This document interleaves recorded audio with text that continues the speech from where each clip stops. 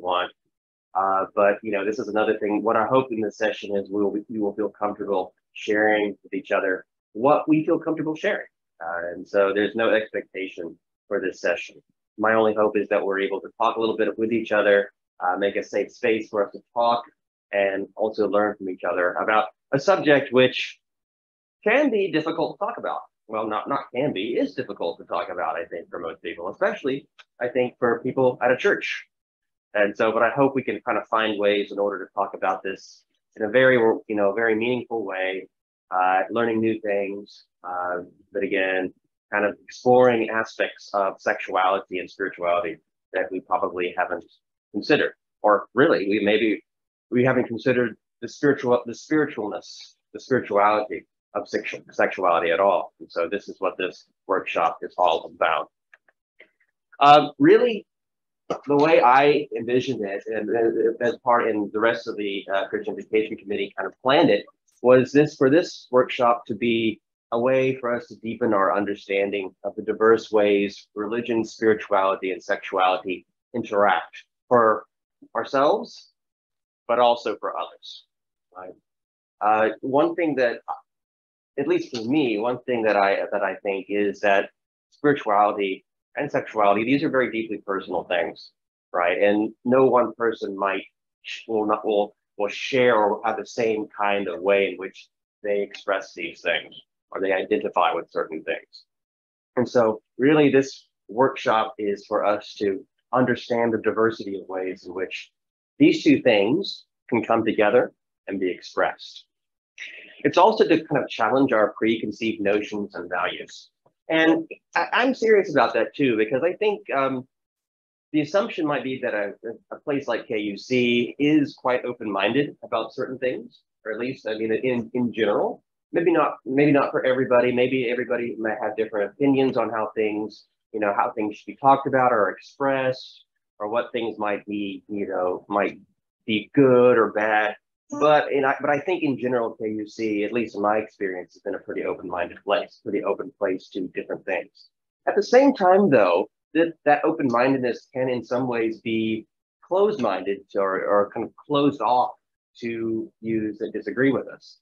And so I think we need to cultivate a sense of open-mindedness, not in that we need to agree with things we don't agree with, but we should understand where other people are coming from when they say certain things or when they express certain things, right? Also, I just want to go ahead and get that out there. This is not a sex education program. We borrowed a little bit from this book, Our Whole Lives, which was put together by the UCC. It's a good, yeah, it's a very good book. But this book tends to kind of stress more of the kind of sexual education aspect, right? That's not really what I think what I aim to do here. I think we probably know enough about ourselves, right? And our relationships that we don't really need to go too deeply into, well, this is what sex is about, this is what sexuality is about.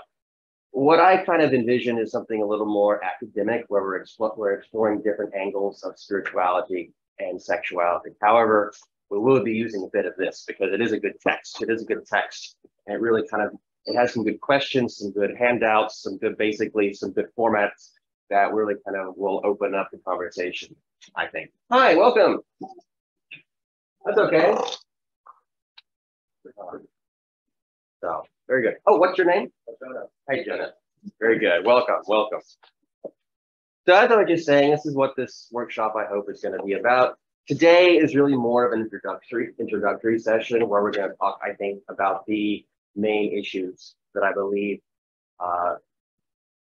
present themselves when it comes to the topic, when it comes to sexuality and spirituality. So with that said, what are the main issues? Let's just start with sexuality.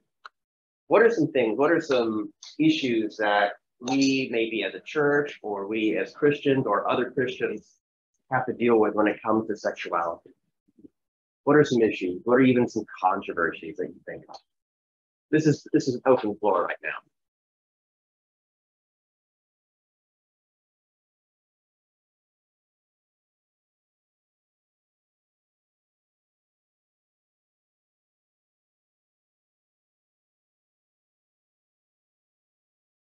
these are all great points. I just want to kind of summarize. And oh, and I should have mentioned I've taught a class at HKBU on this, a generalized class, one that was in some ways constructed for me, as you know, the curriculum was given to me, but I changed a few things because I felt like, well, we need to view sexuality in multiple ways, in multiple perspectives. It's very important to view it in multiple perspectives. For us, the obvious starting point might be through the theological perspective or the biblical perspective, right? What is said about sexuality in the Bible? What is said about sexuality in Christian tradition? What are our beliefs around this topic, right? Right, and that's an obvious place for us to begin because, well, this is a workshop at a church in sexuality and spirituality. Of course, we do need to kind of think about what we mean by spirituality, but we'll do that in a few minutes. We also want to kind of think about sexuality in the scientific, or another way you could say it, the secular perspective, right? Sexuality in the perspective, you know, the quote unquote objective perspective that we don't find them necessarily in the Bible. Rather, what does science tell us about human sexuality? Or what does society, or what is sociology, what does psychology tell us about sexuality? So that's what I mean by a quote unquote secular perspective. We also another important issue is ethics, right? Sexuality from the ethical perspective. And after those three, then you have to think of the postmodern perspective. And I won't say too much about this other than that basically the postmodern perspective is one in which challenges the first three, right?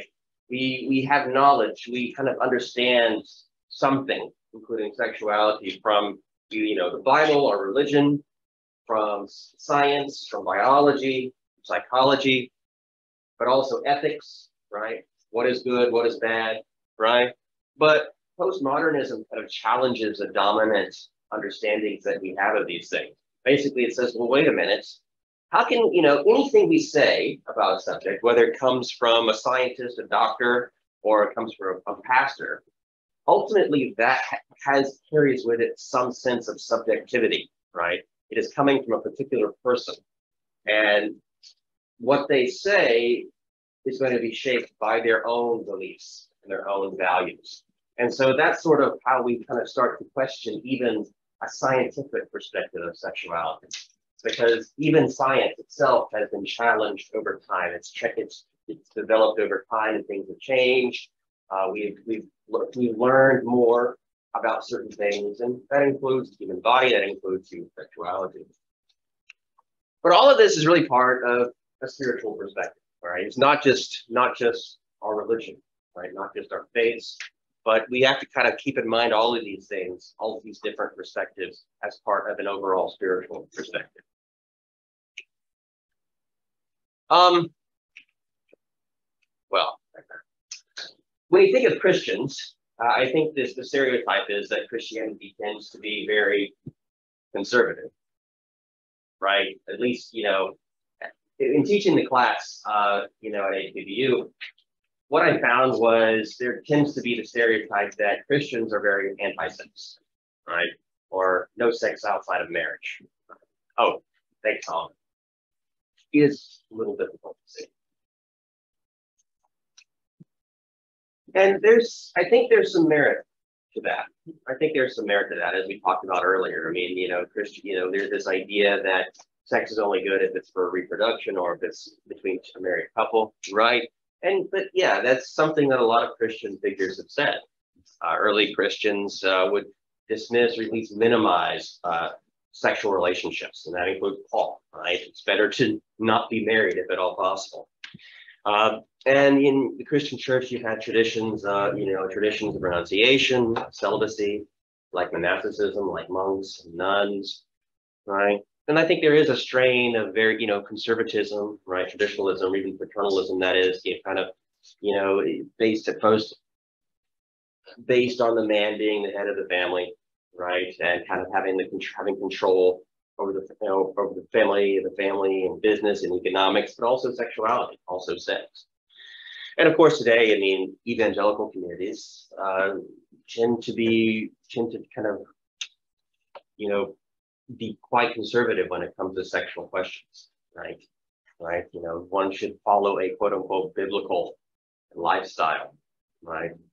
And you might disagree with their interpretations of this, and we'll certainly talk about that.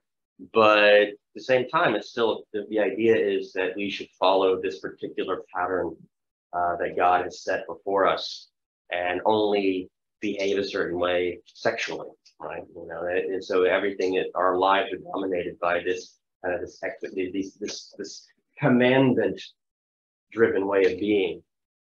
But I think obviously there's a lot of hypocrisy there. I mean, because I think they might say, "Oh, abortion is bad," right? Or it's bad if two guys or two girls get married, right? At the same time, they're not very self-reflective, and they don't think they don't look inwardly at their own communities to say, "Oh, wait a minute, we're not really practicing what we preach here," right? So I think even though there is a hypocrisy, there is this understanding that there are certain things, you know, when it comes to sexuality that we shouldn't do, or we should behave a certain way. So yes, I mean, in some sense, Christians overall tend to be more conservative when it comes to sexuality. On the other hand, I mean, there's a lot to, you know, take away from, you know, even the Bible when it comes to positive views on sex. I mean, it's something that has, you know, the coming together, at least the heteronormative sexuality is affirmed all the way back in Genesis, right? Man, woman coming together, right, becoming one flesh. And that's something that Jesus Christ also affirmed, even though Jesus, to the best of our knowledge, did not have, you know, was not married. And so we kind of maintain that general view. I mean, even if you know, you might have read the Da Vinci Code or something like that, which kind of proposes the idea that yes, Jesus was married, but I think Jesus was unmarried, at least in our conventional understanding, and kind of led a single life, right? It was a renunciate. I mean, he did not engage, at least from the Bible, from what we read in the Bible, he did not engage in a kind of sexual relationship with anybody. And a lot of Christians after Jesus, such as Paul, also avoided it as well. But at the same time, this is something that was affirmed in certain parts of the Bible, including by Jesus himself. So I think, you know, the two figures up there, we've got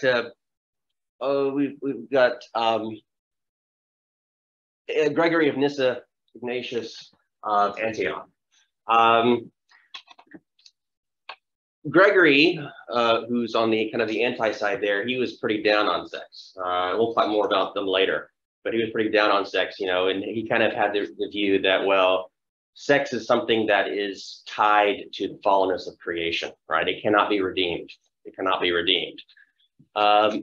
Ignatius would disagree, in claiming that, well, we can't assume that sexuality itself is bad. In fact, sexuality is good.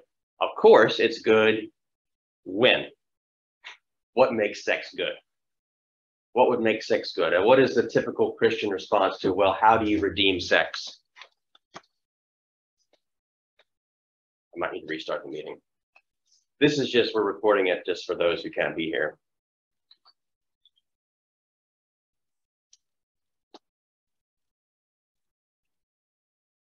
Yeah, you just, oh. There we go. Get the share screen again.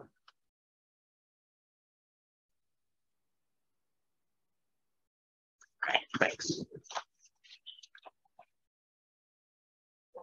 But those like Ignatius would say that sex can be good, right? But what makes it good?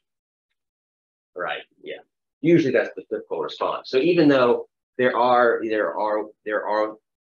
those who affirm the goodness of sexuality in early Christian history, at the same time there are still conditions. But one of the big things we have to remember is that, you know, despite the alleged conservatism of Christianity, Christians throughout history they've had sex, they've been sexual beings, they've expressed themselves in diverse ways sexually. And so what is said or what is said in the Bible and tradition is not always what goes. And so we have to keep that in mind. And of course, today, I mean, there are many more liberal Christian communities which are sex affirming, right? And they affirm not just sexuality, but the diversity of sexuality, of sexual orientation, gender identity, right? Not all, obviously, but there are more communities that do that. And so even though I think when we'll talk more about Christianity and sexuality in the next session, but even when we talk about that, we can keep these views in mind, but also understand that even within the Christian tradition, views on sexuality are very diverse. Oops.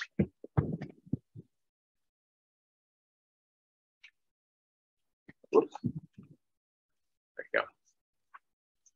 From the scientific perspective, I mean, there are secular, quote unquote, secular definitions of sexuality, right? There's obviously the biological definition, which focuses on the sexual organs, right? Focuses usually on the sexual organs, but also there's a lot of emphasis on the reproductive aspect of it as well. But there are also anthropological and social scientific perspectives as well, which basically means how society has understood sex. And usually it's often a very functionalist understanding of sex. Sex has a purpose, right? It's scientifically, sex, or biologically speaking, sex has a purpose, right? It has mostly this reproductive purpose, right? At least that's what we usually hear about. Well, socially, sex has a purpose in terms of, say, forming a bond between two people and establishing a family, right? Again, though, these are very heteronormative views. And also, when we think even about scientific perspectives, even about non-religious perspectives, even those can be challenged. And so that's something that we have to keep in mind as we're exploring this topic, right? And, challenged, of course, today about things like sexual orientation and gender, right? 50 years ago, homosexual desire, relationship would have been viewed as pathology. From a doctor would have seen that as something wrong with somebody. But today, obviously, that's not the case. And so that is another way in which a very objective, if we can say that, objective view of sexuality has changed. So it's not so objective after all. To me, one of the most interesting things, or what I find most compelling, is the ethics of sex, because I think this is really where the rubber hits the road, as they say. Because when we're talking about sexuality, we're really trying to think, well, what makes it good or what makes it bad? What is good sex versus what is bad sex? And so I think ethics is a big part of that, right? But at the same time, our cultural and our religious values influence how we understand what makes something good or what makes something bad, right? And so we have these questions, especially related to sexual autonomy and reproductive rights. But that's enough of that very academic part. Now this is more of a conversation. And I talked a little bit about religion. We thought about Christianity, but we really haven't had much chance to think about spirituality. What does spirituality mean to you? And this is where the paper comes in handy. So I'm going to get everyone again.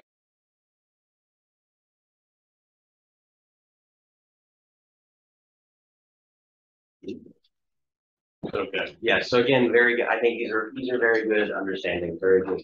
What we say definitions of very good understandings of spirituality and what it means when we're talking about spirituality. Things like transcendence, connectedness, oneness, right? But of course, filtered through our own cultural and religious perspectives. So now we talked about spirituality a little bit. What about sexuality? And yes, I was jumping ahead of myself when I mentioned sexuality, but yes, I also want to get some sense of what we mean by sexuality, because we've spoken a little bit about it, right? We talked about issues when it comes to sex, especially related to the Christian church. But what do we mean by sexuality? What is this thing called sexuality? What exactly are we talking about when we're talking about sexuality?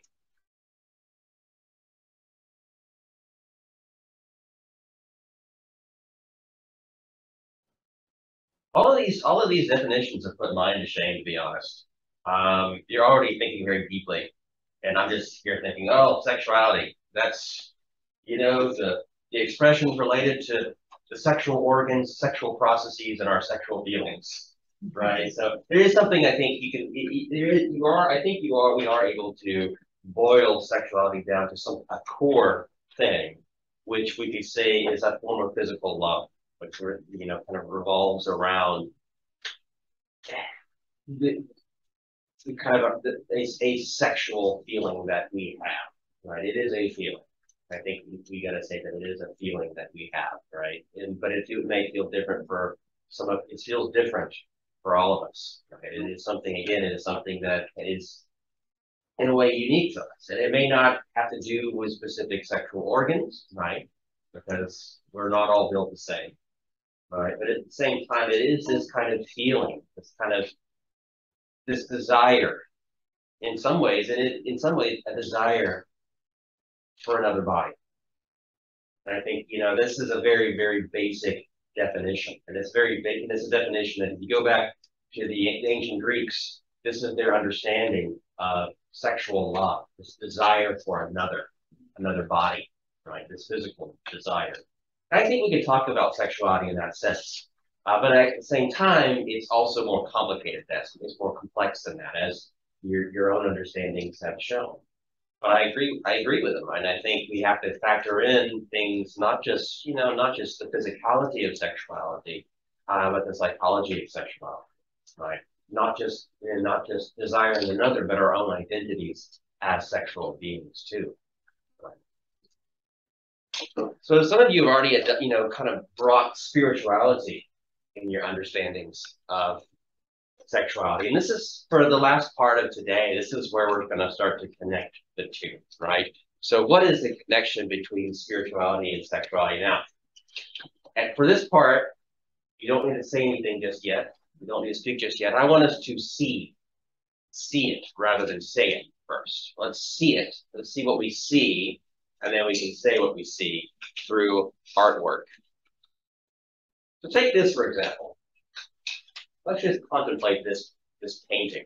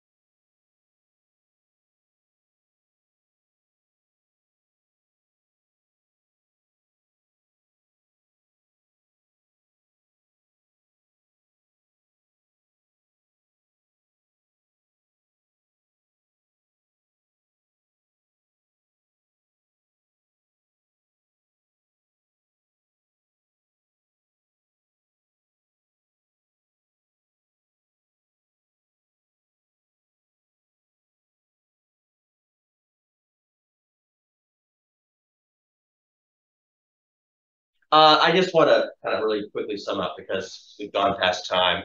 Um, I think when we're talking about spirituality and sexuality, there are many similarities between the two things, right? When I think of spirituality, I'll think of things like liberation, transcendence, ecstasy, leaving the body, right? There's also the unity of mind, body, and spirit.